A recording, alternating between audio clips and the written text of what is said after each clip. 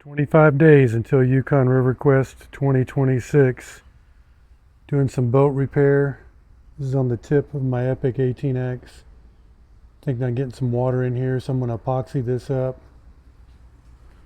Got to clean all the scuffs off the boat. Using some Lexel. Sealing up this. My bulkheads I think might be leaking a little bit. Put some epoxy over here.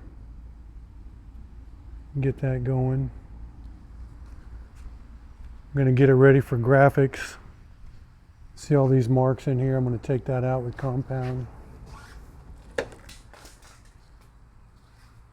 and clean all this up. Just from paddling. Unfortunately, my graphics are going to cover up the Epic logo, so this vinyl's coming off. And not sure if this vinyl's going to stay or not, or if it's going to come off. We'll see after we get all the graphics done. Yukon River Quest 2026.